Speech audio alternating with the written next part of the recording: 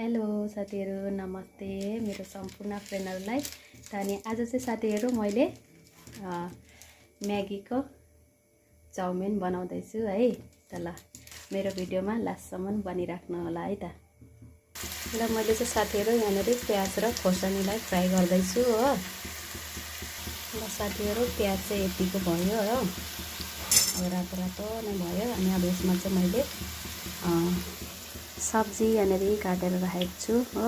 गाजर अनि सिमला मिर्च, पत्ता गोभी, मटर अनि चाहिँ अब यहाँनेरि हालिदिन्छु हो। ल साथीहरु मैले चाहिँ चाउमिनको लागि सब्जी चाहिँ बनाइसकिसकेँ हैन, फ्राई गरिसकिसकेँ। यसरी बनाएँ हो। ल साथीहरु मैले चाहिँ म्यागीको चाउमिन बनाइसकिसकेँ हो। यसरी बनाएँ हैन। त ल साथीहरु मैले म्यागीको चाउमिन बनाएको कस्तो लाग्यो त ल कमेन्ट गर्नु होला है त। हजुरहरु पनि मन परेमा यसरी बनाएर घरमा ट्राई गर्न सक्नुहुनेछ है। ल साथीहरु मैले चाहिँ म्यागीको चाउमिन बनाएको थिएँ हैन।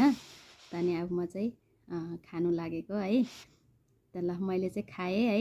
त म्यागीको चाउमिन हजुरहरु पनि बनाएर यसरी नै म्यागीको चाउमिन टेस्ट गर्नु होला है, इन्जोय गर्नु होला। ल म चाहिँ म्यागीको चाउमिन बनाएर इन्जोय गर्दै छु। त ल खाएँ है त अब।